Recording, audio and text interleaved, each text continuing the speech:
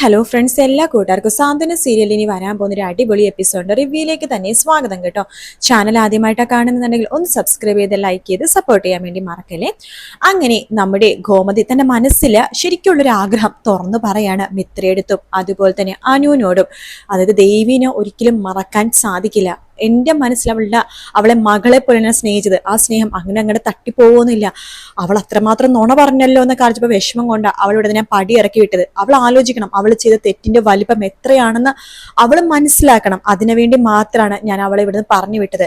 കുറച്ചു നാൾ കഴിയുമ്പോൾ അവളെ തെറ്റിന് മനസ്സിലാക്കുകയും അവളെ തിരിച്ചു വിളിക്കാന്നേ ഞാൻ വിചാരിച്ചുള്ളൂ. ആനന്ദ് അതിനിടയ്ക്ക് ഇതുപോലെ തന്നെ വിവാഹം ബന്ധം വേർപിരിയാനുള്ള നോട്ടീസും കാര്യങ്ങളും അവൾ കയക്കോന്ന് ഞാൻ ഒരിക്കലും വിചാരിച്ചില്ല. എന്തായാലും ഞാൻ ആനന്ദിനോട് സംസാരിക്കട്ടെ, ഞാൻ പറഞ്ഞ അവൻ കേൾക്കും. എന്തായാലും ഈ വിവാഹമോചനമായിട്ട് മുന്നോട്ട് പോകണ്ടെന്ന് ഞാൻ അവനോട് പറയും. അവൻ പറഞ്ഞ ഞാൻ കേൾക്കും. കുറച്ചു നാളുകൾ കഴിയുമ്പോൾ ദേവിനെ നമുക്ക് തിരിച്ചു വിളിക്കാം എന്ന് ഗോമതി പറയണം. ഇത് കേൾക്കുന്ന മിത്ര പറയുന്നുണ്ട്, എനിക്കറിയായിരുന്നു അമ്മക്കൊരിക്കലും ദേവിയിടത്തിന് അതാണ് പിരിയാനോ അല്ലെങ്കിൽ ദേവിയെടുത്തിനെ വെറുക്കാനോ സാധിക്കില്ലെന്ന്.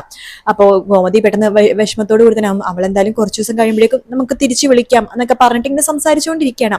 ആ സമയത്താണ് നമ്മുടെ പോലീസ് വനിതാ പോലീസുകാരൊക്കെ അവിടേക്ക് വരുന്നത് കേട്ടോ. അപ്പോൾ വനിതാ പോലീസിനെ കാണുമ്പോഴേക്കും ഗോമതി ആക്കി ഷോക്കായി പോവാണ്. അപ്പൊ അങ്ങനത്തെ കുറച്ച് ഭാഗങ്ങൾ കാണിച്ചിട്ടാണ് ഇന്നത്തെ എപ്പിസോഡ് തീർന്നിട്ടുണ്ട്. അപ്പൊ നാളെ കാണിക്കാൻ പോണത് വനിതാ പോലീസ് വന്നിട്ട് ചോദിക്കണ്ടല്ല ആരാണ് ഇവിടെ ഗോമതി എന്ന് ചോദിക്കുകയാണ്. മാഡം ഞാനാണ്. എന്താ മാഡം, എന്താ കാര്യം എന്ന് പറയുമ്പോഴേക്കും അല്ല നിങ്ങളുടെ മൂത്ത മകനാണ് ആനന്ദ് അല്ലേ? അതെ. എത്ര മക്കളുണ്ട് മാഡം? എനിക്ക് 4 മക്കളുണ്ട്. ആരൊക്കെയാ അത്? ആനന്ദ്, ആകാശ്, ആര്യൻ, ഈ നിൽക്കുന്ന അനുമോള്. ഓ, ഈ ഇവിടെ എല്ലാവരുടെയും വിവാഹം കഴിഞ്ഞതാണോ? കഴിഞ്ഞതാണോ മാഡം? ഓ, അപ്പൊ എല്ലാവരുടെ ഭാര്യമാരും ഇവിടെ തന്നെയാണോ? അതെ മാഡം, ഇവിടെ തന്നെയാണ്. ഈ ആനന്ദിന്റെ ഭാര്യനെ എനിക്കൊന്ന് കാണണമായിരുന്നല്ലോ. ഇവിടെ ആനന്ദിന്റെ ഭാര്യ എവിടെ എന്ന് ചോദിക്കുകയാണ്. ഈ കൂട്ടത്തിൽ ആരാ ആനന്ദിന്റെ ഭാര്യ? അയ്യോ മാഡം, ആനന്ദിന്റെ ഭാര്യ ദേവി എന്നാണ്, ശ്രീദേവി എന്ന പേര്. അവളിപ്പോ അവളുടെ വീട്ടിലാണ്. ഓ, അവളുടെ വീട്ടിലേക്ക് അവൾ പോയി നിൽക്കുമായിരിക്കുമല്ലോ. അതോ നിങ്ങൾ അവളെ അടിച്ചു ഓടിച്ചതാണോ? അയ്യോ മാഡം, മാഡം എന്തൊക്കെയാ പറയണത്? മിത്ര വരുന്നുണ്ട്. മാഡം പറയുന്നത് ഞങ്ങൾക്ക് മനസ്സിലാവുന്നില്ല.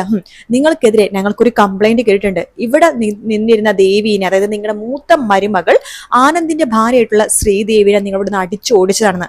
ആനന്ദിനെ വേറൊരു വിവാഹം കഴിപ്പിക്കാൻ വേണ്ടി. അയ്യോ മാഡം, അതൊരു കള്ളപ്പരാതിയാണ്. ആരാ മാഡം പരാതി തന്നത്?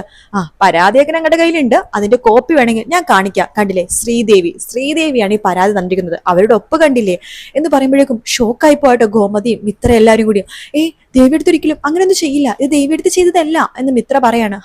അവരുടെ ഒപ്പ് കണ്ടിട്ടും നിങ്ങൾക്ക് മനസ്സിലായില്ലേ? ശ്രീദേവിയുടെ അച്ഛനും അമ്മയും കാര്യങ്ങളൊക്കെ വന്ന് പോലീസ് സ്റ്റേഷനിൽ പറഞ്ഞു. ഞാൻ പറഞ്ഞു ദേവിയുടെ സമ്മതത്തോടു കൂടി തന്നെ ഒരു പേപ്പറിൽ എഴുതിയിട്ട്, വെള്ള പേപ്പറിൽ എഴുതിയിട്ട് ഒപ്പിട്ട് കൊണ്ടുവരാൻ. അവർ കൊണ്ടുവരികയും ചെയ്തു.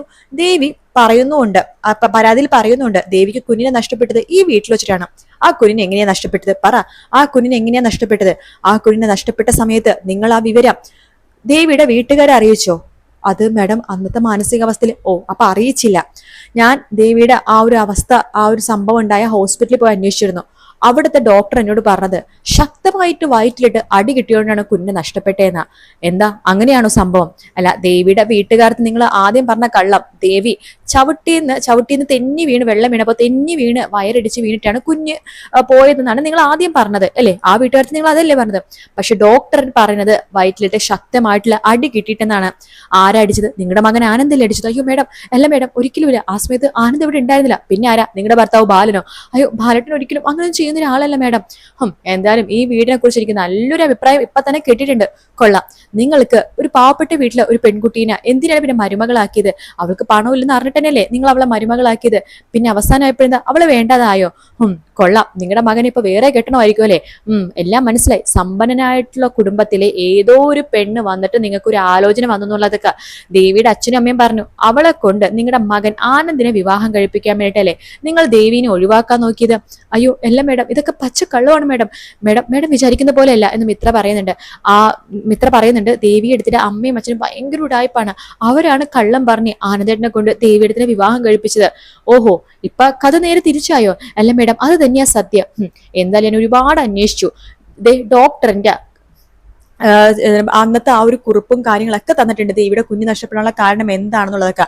അപ്പോ അവര് പറഞ്ഞത് സത്യം തന്നെ. ഇവിടെ ഗാർഹിക പീഡനം നടന്നിട്ടുണ്ട്. ദേവീനെ ഇവിടെ നിങ്ങൾ ചവിട്ടി പുറത്താക്കിയതാണോ, ദേവിയായിട്ട് പോയതാണോ എന്ന് ചോദിക്കുമ്പോൾ അവരാരും ഒന്നും മിണ്ടുന്നില്ല. അപ്പോ നമ്മുടെ വനിതാ പോലീസിന് മനസ്സിലായി. അപ്പൊ ചവിട്ടി പുറത്താക്കിയതാണെന്ന്. കൊള്ളാം. എന്തായാലുമേ നിങ്ങളും കൂടി സ്റ്റേഷനിലേക്ക് വരണം. അതിനുശേഷം ആനന്ദിനെ വിളിപ്പിച്ചോളാം.